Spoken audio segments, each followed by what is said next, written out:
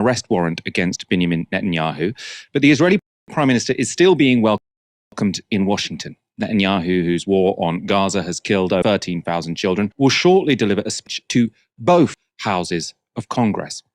His visit has, though, been met with demonstrations, including the occupation of a building in the Capitol complex by pro-Palestinian protesters. Many of them were Jewish and wearing T-shirts saying, "Jews say stop arming Israel." But within the chamber, Netanyahu will expect rapturous applause from both Republicans and Democrats. There will, though, be one notable absence. Kamala Harris, the Democrats' new presumptive nominee for president, won't preside over the speech. Vice presidents typically preside over joint addresses to Congress, but Harris is instead scheduled to be in Indianapolis on her presidential campaign. To discuss Netanyahu's trip to Washington, I'm joined by Mehdi Hasan, editor-in-chief and CEO at Zeteo News. Thank you so much for joining us again, Mehdi. I suppose to set us off, for a UK audience, why has this leader, under investigation by the ICC, been invited to speak to both houses of Congress? It's sort of considered to be quite the honour. How did this happen? Well, it's not really Michael, thanks for having me. It's not really the honor anymore for Netanyahu. The guy's a regular guest at Congress. He's been there several times before. He gets a lot of invites. I believe he's been invited more times than most other leaders. I can't remember the number off the top of my head, but he's been here a few times before. The short answer to your question is it's a partisan political play by the Republican Party. He was invited by Republican Speaker Mike Johnson to address both houses of Congress. Interesting is that Chuck Schumer, the Democratic majority leader in the Senate, co-signed onto the invite, as did Hakeem Jeffries, the Democratic leader in the House. They didn't really have to. And Schumer's actually on record saying that Netanyahu's an obstacle to peace and he should go. So you've got this weird situation today where Chuck Schumer will be doing photo ops with a guy who he's publicly attacked and said shouldn't be Prime Minister of Israel. That's the bizarro world of American politics and Middle East politics right now. But look, the Republicans wanted him to come. They've tried to make Israel into a wedge issue, say, hey, look, we support Israel. And that means we're not anti-Semitic. Democrats are really bad for the Jews. And all this nonsense right-wing propaganda. And, you know, a lot of Democrats are boycotting today. We'll see if it's a record number. The last time he came and spoke, when he spoke on the Iran nuclear deal and undermined Obama, he's undermined Democratic presidents before standing in the United States Congress, and a lot of Democrats boycotted then, but way more are going to boycott today. In fact, Nancy Pelosi, Michael, is not showing up today. It's not just a bunch of lefties not showing up today. Nancy Pelosi, former speaker, long-standing ally of Israel, cannot stand Netanyahu, is not showing up. Kamala Harris has found a way to get out of having to sit behind him on the podium, which is a smart move for her, the new Democratic presumptive presidential nominee. And then you've got a bunch of lefties, the squad's not going.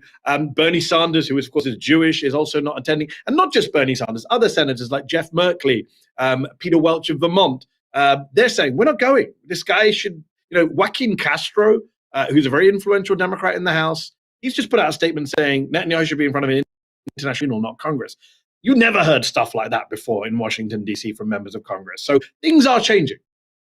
How much should we read into the decision of Kamala Harris not to be there presiding over this, which would mean she'd be sort of one of those two people sitting behind him? So it would be quite a statement to be there.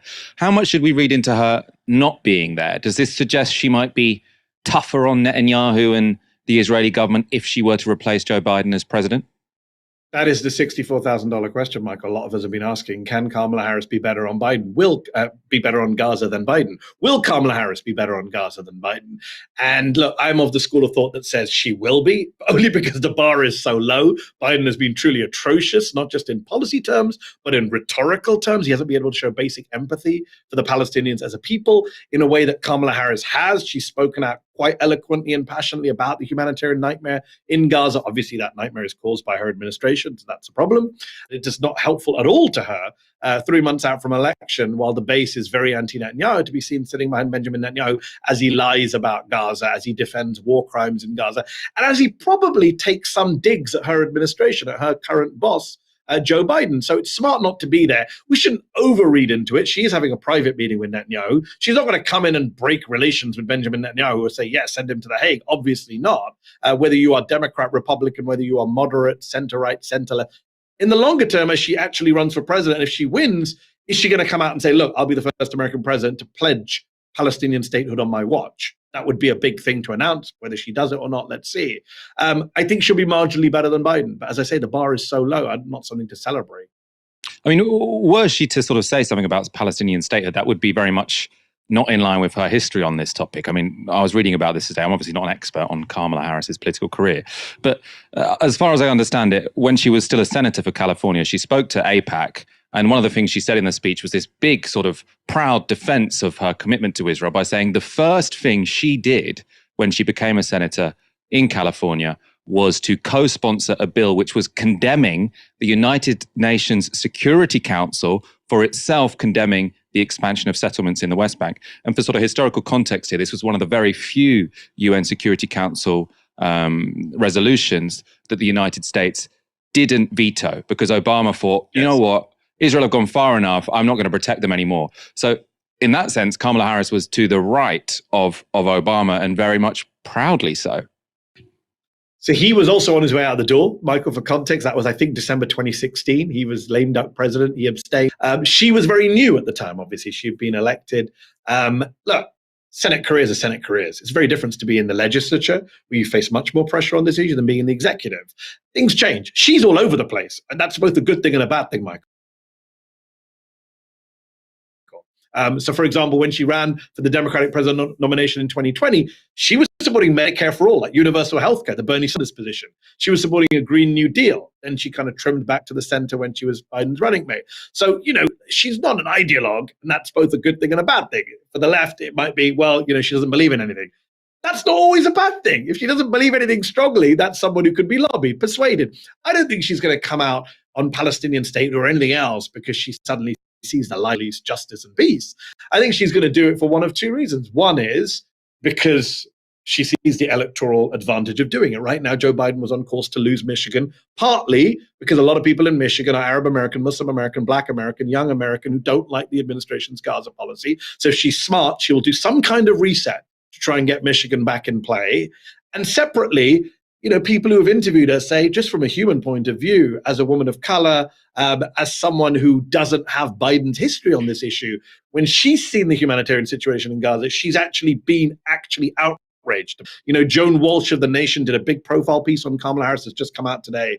I spoke to Joan on Sunday night when the news broke, and she made the point when she spoke to Kamala Harris during her profile, following her around for a few weeks. Kamala Harris was saying, and she's someone who cooks, so she was saying, the Israelis are allowing in flour. Well, flour don't do shit.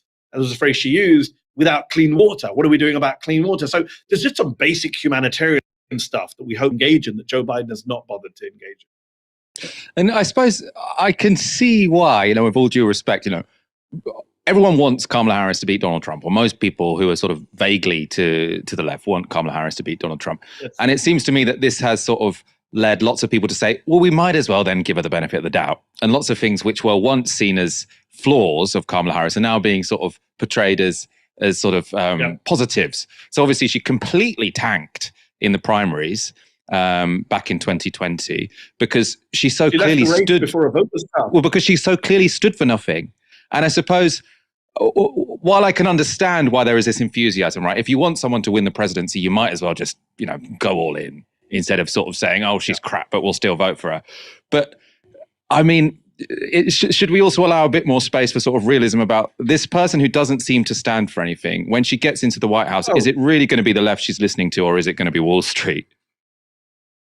Oh, 100%. And I just shared a piece. I'm one of these people saying she'll be better than Biden on Gaza, but I also just shared a piece from Politico today, which suggests she won't be. She'll be awful on Gaza. No one knows until let's see what she does. We can only read the kind of runes of what's out there. And what's out there so far is better than Biden. Again, low bar, Michael. I keep adding the caveat. Better than Biden. Yes, low bar Biden. But look, the timeline matters too, right, Michael? We are end of July. I wish we were having this conversation a year ago. I wish we could, quote unquote, vet these candidates better and go through, have an actual debate and get Kamala Harris's views in long policy interviews. We are where we are, right? You call it a coronation, call it a kind of replacement. She has taken the candidacy. She's actually done it super efficiently. I was one of the people who was saying Biden should step aside, Kamala should take over. I wrote that early July for The Guardian, got attacked for it by lots of Biden loyalists. What's funny is how everyone has just got behind her. We were told there would be a civil war, there would be a broken convention, Democrats would be annoyed. No, it actually happened very smoothly on a Sunday afternoon. Ruined my weekend because I had to work all weekend, but it was super smooth, right? He came out, he said he's quitting the race. 20 minutes later, he put out a tweet endorsing Kamala. The Clintons came out straight away.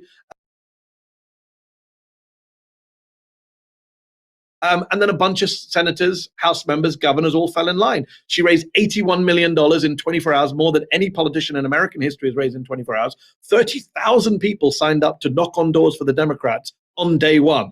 That is not something to be kind of, sneered at, dismissed. That's pretty huge at a time when Biden was just crashing in the polls. There was no energy or enthusiasm. Trump had all the momentum. And now Trump is shitting his pants, saying he won't debate her unless it's on Fox, coming up with stupid nicknames that don't stick, like Laughing Kamala, which make her sound cool.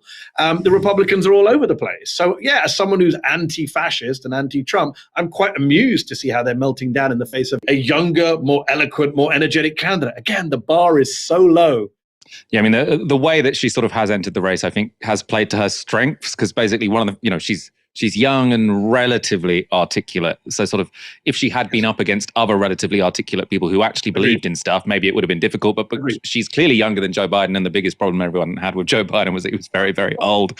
Michael, this is what I keep saying. Like, you and I, we get paid to talk about this stuff. It's actually not that complicated. Millions of Americans told pollsters again and again for months, we don't like these two guys. We don't want these two guys on the ticket. We don't want Trump Biden the sequel. Anyone but these two. And neither party listened. And funnily enough, Michael, Nikki Haley, former Republican rival of Trump, who's now bent the knee like everyone else, she said a few months ago, a great quote. She said, whichever party looks at the polls and gets rid of that old guy at the top of the ticket will win. Great prediction. I hope she's right. But that's all you needed to do was slightly just nudge Biden off the scene. And suddenly you get all these Americans going, wow, we get a choice. Here's a statistic for viewers in the UK. There has not been a presidential election since the mid-1970s that did not have a Bush, Clinton, or Biden on the ticket. That's insane.